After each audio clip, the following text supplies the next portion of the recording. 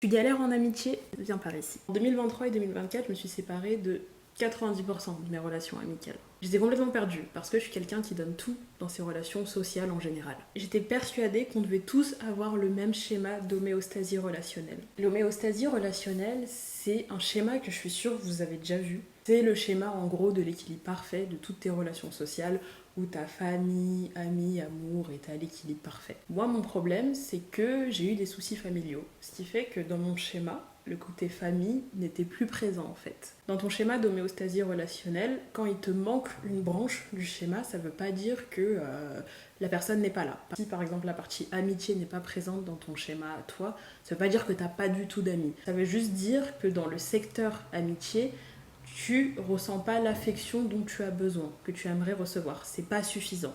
Donc moi par exemple j'ai ma famille, mais l'affection qui me renvoie, qui me donne, n'est pas suffisante. C'est pas équivaut à ce dont j'ai besoin. Et j'ai fini par me dire que c'est pas grave si niveau famille j'arrive pas à retrouver l'affection dont j'ai besoin, je vais le retrouver en amitié et en amour. Donc pour moi j'avais complètement barré la partie famille de mon schéma et du coup j'avais juste amis et amour. Donc en fait, quand j'ai perdu mes amis, j'ai senti un gros creux. Je me suis dit, mais attends, j'ai pas l'affection dont j'ai besoin côté famille et côté amitié, bah j'ai plus mes amis avec moi. Mais je continuais à me dire, c'est pas grave, j'ai encore ma meilleure amie. J'avais une meilleure amie qui pour moi, c'était la personne que j'allais garder toute ma vie. On se connaît depuis la crèche, peu importe les embrouilles, on finissait toujours par se réconcilier. Donc tout simplement, je me suis dit, c'est ok d'être seule, tant que j'ai ma meilleure amie. Et finalement, il y a eu la rupture inévitable. J'avais accepté plein de choses de cette meilleure amie qui n'étaient pas ok. Dans le sens où si un inconnu agissait de la même manière que cette amie-là en question, je n'allais jamais, au grand jamais, laisser passer. Mais vu que c'était ma meilleure amie, que je connaissais depuis plus de 20 ans, je laissais passer parce que c'était trop nul de gâcher une amitié comme ça. Et finalement, je suis arrivée dans une partie de ma vie où j'avais besoin d'évoluer. Et là, j'ai compris que, attends, tous ces agissements, je peux plus laisser passer, c'est fini. Ok, on est meilleurs amis depuis plus de 20 ans, mais là, ça fait beaucoup. Et il y a eu une énième dispute, et cette personne-là avait touché lors de cette dispute une corde sensible. Elle a utilisé comme arme, un peu pour se défendre, un élément qu'elle avait sur ma vie en lien avec mes problèmes familiaux qui, moi, me faisait très mal. Et là, pour moi, c'était le truc final. Genre, non, c'est bon. Britta, si tu laisses passer, c'est que tu vas laisser toute ta vie des gens te marcher dessus. Si tu la laisses faire ça, c'est fini en fait. Si juste cette personne, tu peux pas t'en séparer parce que tu es dépendante de votre relation, c'est que toute ta vie, tu vas avoir des problèmes dans toutes tes amitiés. Et franchement, c'est dur de se rendre compte que pendant beaucoup d'années, on a laissé une personne marcher sur nous, ne pas nous respecter. Vraiment, le retour à la réalité, il est horrible. Tu te dis, mais j'ai été trop bête, pourquoi j'ai laissé passer ça? Et je me suis dit, bon, là c'est la dernière relation dont je me suis séparée et qui m'a fait mal finalement, mais qui était nécessaire, c'était la rupture nécessaire. Et je me suis dit, bah, après une rupture, comme n'importe quelle rupture relationnelle, que ce soit amicale, familiale ou amoureuse, il faut se remettre en question, se dire, se faire un, comment dire, se faire un petit débrief des dernières relations que tu as eues, que ce soit amoureuse ou amicale, hein, et que tu te dises pourquoi ce schéma se répète à chaque fois, pourquoi il y a forcément un truc que je fais mal, faut se remettre en question. En fait, il faut jamais se dire les personnes en face de moi ont eu tort, se sont mal comportées avec moi, donc c'est bon, je sors de la relation, c'est fini. Non, il faut toujours quand même se remettre en question et se dire est-ce que moi aussi il n'y a pas des choses que j'ai acceptées et que j'aurais pas dû et ça m'a mené à avoir tout le temps ce même type de relation. Là, je vais parler d'énergie féminine et masculine. Dans les relations sociales, souvent, surtout les femmes, agissent avec leur énergie féminine. Donc vous savez, on a deux types d'énergie. On a l'énergie féminine et masculine. Ça ne veut pas dire les filles ont l'énergie féminine et les garçons ont l'énergie masculine. Pas du tout, on a tous un peu d'énergie féminine, un peu d'énergie masculine, et selon ta personnalité, selon tes expériences sur Terre, selon ce qui t'arrive, tes traumas ou plein de choses, tu as plus ou moins d'énergie féminine ou masculine. Par exemple, quelqu'un qui a été beaucoup blessé, par exemple, en amour ou autre, va plutôt réfléchir avec une énergie masculine en amour. Et en fait, l'énergie féminine, c'est beaucoup plus dans l'empathie. Être empathique, le pardon, écouter la personne, très dans les émotions. Et moi, j'étais trop en énergie féminine dans mes relations en général. Donc ça veut dire que toutes les personnes qui rentraient dans mon cercle, j'étais beaucoup attachée, j'avais beaucoup d'empathie pour ces personnes. Donc à chaque fois qu'elles ne se comportaient pas bien, je trouvais une justification Ah mais oui, mais ça se passe pas bien dans sa vie, donc si elle m'a insulté, c'est pas grave. N'importe quoi. Et c'est là que je me suis dit que c'est mon erreur. J'ai trop réfléchi comme une femme dans mes relations amoureuses et amicales.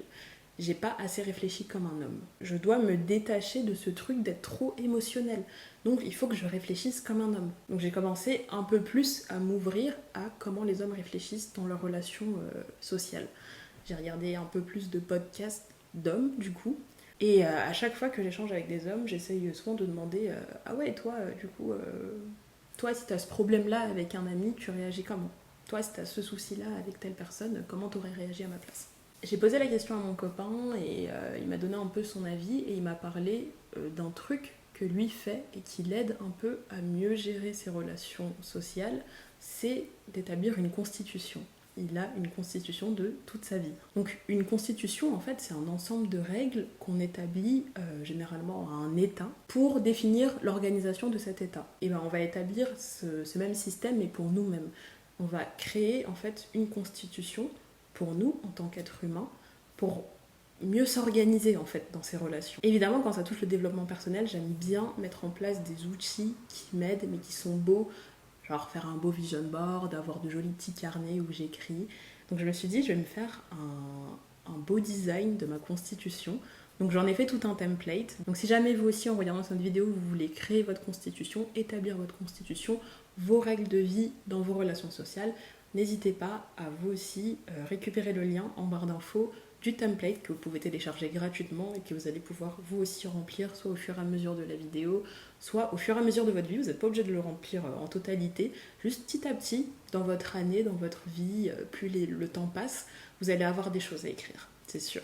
Et allez-y, remplissez, vous allez voir que ça va vous faire trop du bien. Je vais vous dire du coup ce que moi j'ai mis dans ma constitution dans la catégorie amitié, comme ça va vous donner des idées de choses à mettre vous aussi. Par exemple, j'ai mis de ne pas dépendre de la validation d'un ou d'une amie. On a tendance à raconter nos problèmes à nos amis, à parler d'éléments de nos vies et attendre leur validation. Du style, ah ouais, j'ai réagi comme ça avec mon mec, qu'est-ce que t'en penses? Tu valides? Tu vas t'acheter une tenue et tu sais, la tenue, tu l'as kiffé de ouf et tu vas la montrer à une de tes amies, elle va te dire j'aime pas trop. Et toi tu vas être en mode ouais, t'as raison, c'est moche, donc tu vas plus jamais la mettre. En fait, c'est plein de choses comme ça qui font que vous dépendez d'une personne. Vous avez besoin de sa validation. Et c'est pas normal en fait. Ça va vous mettre des blocages pour forger votre propre personnalité. Quand t'as ta personnalité, tu sais ce que t'aimes, tu sais ce que t'aimes pas, tu sais ce que tu vaux surtout. Les gens ne te marchent pas dessus. Les gens ne peuvent pas te marcher dessus quand t'as confiance en toi. Et la confiance en soi, ça part de faire certaines choses sans avoir besoin de la validation de quelqu'un extérieur.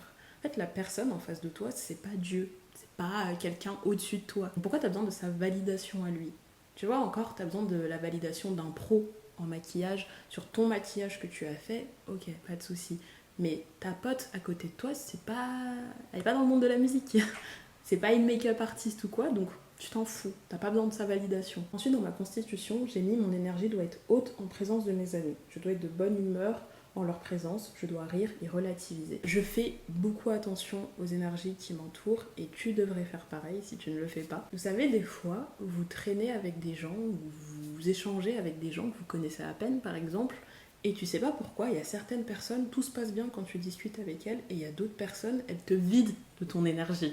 Genre littéralement, t'as fini de discuter avec elles et t'es en mode...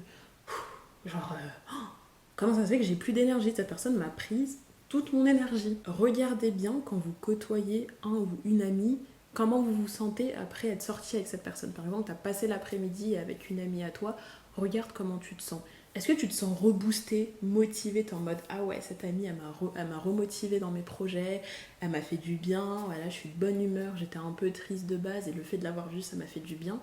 Ou est-ce que c'est l'inverse? Est-ce que après avoir vu cette amie, t'es épuisée, vas-y, elle était encore en retard comme d'hab, vous avez pas fait grand chose, elle a surtout parlé d'elle, elle a monopolisé un peu la parole, tu te sens pas mieux qu'avant, tu te sens normal. Il n'y a pas eu un plus, quoi. Les relations sociales, c'est aussi très égoïste. Il faut que la personne en face de toi t'apporte quelque chose. Si elle ne t'apporte rien, ça ne sert à rien de garder cette relation. Et quand je dis qu'elle t'apporte quelque chose, c'est pas elle te donne des sous ou je ne sais quoi. Émotionnellement, cette personne, elle doit t'apporter quelque chose. Donc si t'as une amie et qu'elle ne t'apporte rien, Ça ne sert à rien de la voir, ça ne sert à rien de parler avec elle. Une personne doit t'apporter du positif. Ça veut dire que quand tu lui envoies un message, t'es heureux, ça te fait du bien d'échanger avec elle, ça te fait du bien de lui envoyer un message, ça te fait du bien de sortir avec elle sur Paris. Voilà, la personne doit te faire du bien. Si cette personne, si tu fais le résumé de ce que cette personne t'apporte et il n'y a rien de positif, ça ne sert à rien. Moi, je sais que j'avais une amie, à chaque fois que je la voyais, avant de la voir, j'appréhendais un peu. Je me disais, elle a souvent des sauts d'humeur, ça se trouve aujourd'hui quand on va se voir, elle va grave mal me parler, elle va pas être d'humeur, elle va être saoulée et tout, et ça va me retomber dessus comme d'hab. C'est pas normal, t'es pas censé te stresser avant de voir quelqu'un. Donc voilà, j'espère que de ton côté, ça ira mieux en amitié, j'espère que cette vidéo t'a aidé. Si jamais t'as fait ta constitution, n'hésite pas à me l'envoyer, je suis trop curieuse de savoir vous, c'est quoi vos règles qui régissent un peu votre vie. Et on se retrouve dans une prochaine vidéo.